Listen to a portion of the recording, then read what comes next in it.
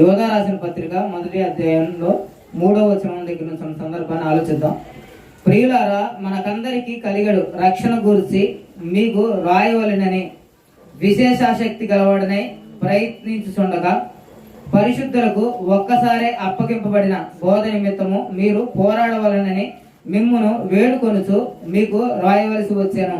మొదటగా యోధా దీంట్లో ఏం చెప్తున్నాడంటే, అందరిలాగే నేను కూడా ప్రజలందరికీ కలవు రక్షణ గురించి రాయాలనుకున్నాను. ప్రజలందరికీ కలవు రక్షణ అంటే ప్రభు అయిన యేసుక్రీస్తు వారి గురించి సువార్తని రాద్దాం అనుకున్నాను. ఆయన ఆ సువార్త రాసుంటే యోధా రాసిన సువార్త అయ్యేదేమో. 12 శిష్యుల్లో ఒకడు యోధా. ఈ యోధా ఏమనుకున్నాడు అంటే, యోధా ఆలోచన ఏంటి, సువార్త రాయాలని. కానీ యోధా సువార్త రాయకోకుండా మరొక విషయాన్ని రాయమని పరిశుద్ధాత్మ చెప్తుంది యోధాకి. ఏది సువార్త కాదో రాయి.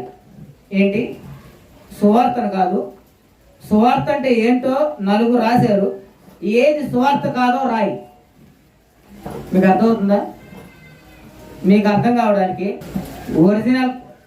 ఒరిజినల్కి డూప్లికేట్ చేయొచ్చు. అంతేందుకు మనం ఇళ్లలో మస్కిటో స్టిక్స్ చూస్తూ ఉంటాం కదా, దోమల పొలలో స్లీప్ వైల్ అంటారు వాటిని. ఏంటి? Sleep bell. దానికి ఒక పదం అలా మార్చి స్లీప్ వైల్గా మార్చి డూప్లికేట్ తయారు చేస్తున్నారు. రెండిట్లో ఏదో ఒరిజినల్ గుర్తుపడడం చాలా కష్టం. అది పక్కన పెట్టి ఒక 5 నిమిషాలు దాన్ని గమనిస్తే తప్ప ఏది ఒరిజినల్లో ఏది డూప్లికేటో చెప్పలేము. అర్థమవుతుందా? అలాగే దేవుడు యోధాకి ఏం చెప్తున్నాడంటే, యోధా నిజం ఏంటో సువార్తలు రాశారు, నువ్వేం చేస్తావు అంటే ఏది సువార్త కాదో రాయి అని చెప్తూ వచ్చాడు. అంటే డూప్లికేట్ని గుర్తుపెట్టేలాగా నువ్వు పుస్తకం రాయి. సువార్త 4 వంతులు, మిగతా 6 వంతులు ఏం చెప్పమన్నాడు, ఏది సువార్త కాదో చెప్పు అన్నాడు. దాంట్లో భాగంగానే యోధా ఏం చెప్తున్నాడంటే, ప్రియులారా, మనకందరికి కలిగడు రక్షణ గురించి మీకు రాయవలని విశేషాశక్తి గలవాడనై ప్రయత్నించుతుండగా పరిశుద్ధులకు ఒక్కసారి అప్పగింపబడిన బోధ నిమిత్తము మీరు పోరాడవలనని మిమ్మల్ని వేడుకొనుచు మీకు రాయవలసి వచ్చాను. పరిశుద్ధులకు ఒక్కసారి అప్పగింపబడిన బోధ నిమిత్తము మీరు పోరాడాలి. ఒక్కసారి అప్పగింపబడిందంటే ఒక్కసారి అది జరిగిద్దంటే రెండోసారి అది జరగదని అర్థం. ఒక్కసారి అది స్థిరపరచబడిందంటే దాన్ని మార్చడానికి అవకాశం లేదని అర్థం. 10th class question paper leak అయింది, దాన్ని తారుమారు చేసి మరలా రాస్తారు. ఎందుకని? అవకాశం ఉంది. మార్చుకొని క్వశ్చన్స్ ముందు వెనక్కి ముందు లేదా కొత్తవి వేయడం, పాత లీక్ అయిన పేపర్లో ఉన్న క్వశ్చన్స్ని తీసేయడం చేస్తారు. అవునా? దానికి అవకాశం ఉంది. కానీ ఇక్కడ యోధా ఏం చెప్తున్నా అంటే, పరిశుద్ధులు అనగా యేసుక్రీస్తు సువార్త నిమిత్తం, సువార్తను బట్టి ఎవరైతే మారారో, ఎవరైతే రక్షణ మార్గంలో ఉన్నారో వాళ్ళు ఒక్కసారే మీరు పొందినటువంటి రక్షణ గురించి పోరాడండి. ఇక్కడ ఏమని చెప్పాడు? ఒక్కసారే యేసుక్రీస్తు మీ పాపల కొరకు ప్రాణం పెట్టాడు. ప్రాణం పెట్టడమే కాదు, మనిషి గెలవలేనటువంటి, మనిషి తిరిగి లేవలేనటువంటి మరణాన్ని ఆయన గెలిచాడు. సమాధిలో నుండి తిరిగి లేచాడు. ఆయన భూమి మీద నుంచి ఆరోహణమయ్యాడు. సమాధి పునరుద్ధానాన్ని మీరు విన్నారు. దీన్ని తప్పించి మార్చి రాయడానికి ఏమీ లేదు. ఒక్కసారే మీకు అప్పగించబడినటువంటి సువార్త గురించి మీరు పోరాడాలి. మీకు ఒకసారి అప్పగించిన సువార్త మారుతూ ఉంటాడు, మారుతూ ఉండిద్దని దేవుడు ఎక్కడ చెప్పలేదు. చెప్పుంటే ఆ సవరణ ఉండుంటే మనకే ఓకే, ఎవడొచ్చి ఏది వాగినా మనం నమ్మడానికి ఆస్కారం ఉంది. కానీ పరిశుద్ధులకు అంటే యేసు ప్రభు మార్గంలోకి వచ్చి తన పాపాలు విడిచిపెట్టిన ప్రతి ఒక్కరికి ఒక్కసారి అప్పగించబడినటువంటి సువార్త విషయమై దాన్ని పుచ్చుకున్నోళ్ళు, పట్టుకున్నోళ్ళు, ఆ స్వార్థను అంగీకరించిన వాళ్ళు పోరాడాలి. ఏలైనగా కొందరు రహస్యముగా జొరబడి ఉన్నారు. వారు భక్తిహీనులై మన దేవుని కృపను కామాతురత్వమునకు దుర్వినియోగపరచుచు మన అద్వితీయ నాథుడును ప్రభునైన యేసుక్రీస్తును విసర్జించి ఉన్నారు. కొందరు, ఎందుకంటే మీకు ఈ విషయాన్ని చెప్తున్నాను, మీరు అంగీకరించిన సువార్త విషయం మీరు పోరాడాలని నేను ఎందుకు చెప్తున్నానంటే, దొంగలు లోపలికి వస్తేనే కదా జాగ్రత్త పడాలని ఊరు మొత్తానికి దండోరా వేసేది. యోధ ఏమంటున్నాడంటే దొంగలు కొంతమంది ప్రవేశించారు. ఏమంటున్నాడు? దొంగలు కొంతమంది ప్రవేశించారు కాబట్టి మీరేం చేయాలంటే పోరాడాలి.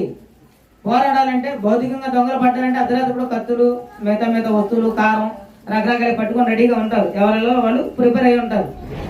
ఇప్పుడైతే మొత్తం సీసీ కెమెరాలు అవన్నీ వచ్చినాయి, అవునా? కానీ యోధ ఏం చెప్తున్నాడంటే పరిశుద్ధులకు ఒక్కసారి అప్పగింపబడిన బోధ నిమిత్తం మీరు పోరాడండి. పోరాడడానికి ఉపకరణాలు ఏంటి? ఆయుధాలు ఏంటి?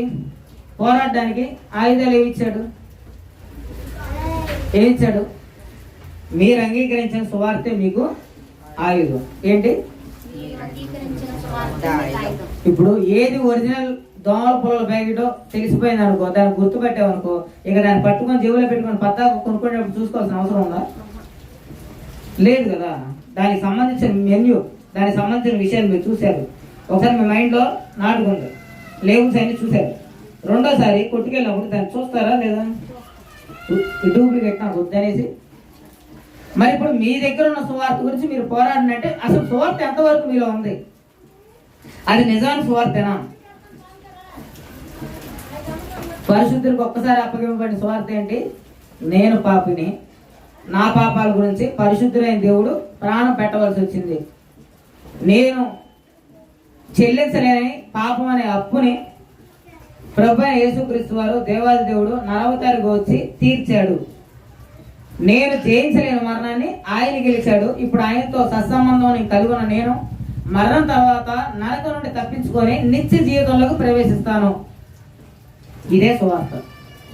పాపం చేయకోకుండా ఉండాలి, మన రక్షణని కొనసాగించాలి అంటే దానికి కర్త ఎవరు? దేవుడే. దేవుడిని పట్టుకొని మనం కొనసాగిస్తూ ఉండాలి, అవునా?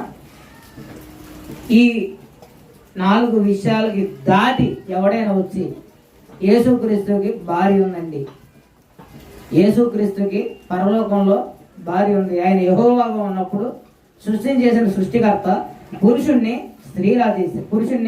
పురుషుల తన స్వరూపంలో చేశారంటే స్త్రీని అమ్మ స్వరూపంలో చేశారని ఎవరైనా వచ్చారనుకో, వెంటనే ఏం చేయాలంటే కూర్చోబెట్టి బయటికి వెళ్ళి పేరాగాని చెప్పులు ఉంటాయి చూసారా, పేరాగాని చెప్పు తీసుకొచ్చి వీపంతా పలగొట్టి ఇప్పుడు చెప్పాను అన్నమాట.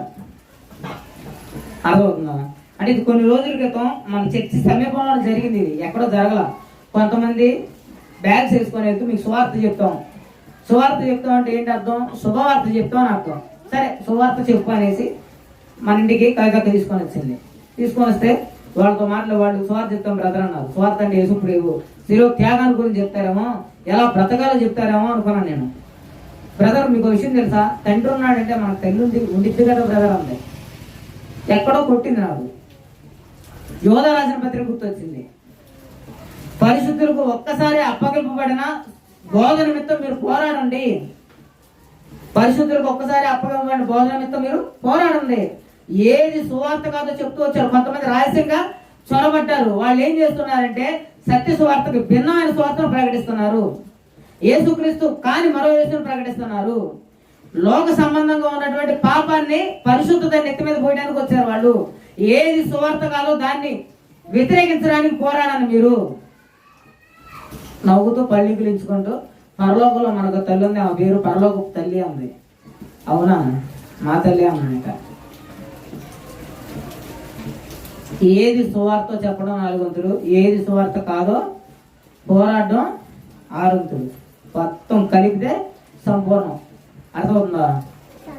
పరిశుద్ధులకు ఒక్కసారి అప్పగింపబడిన బోధన నిమిత్తం పోరాడండి.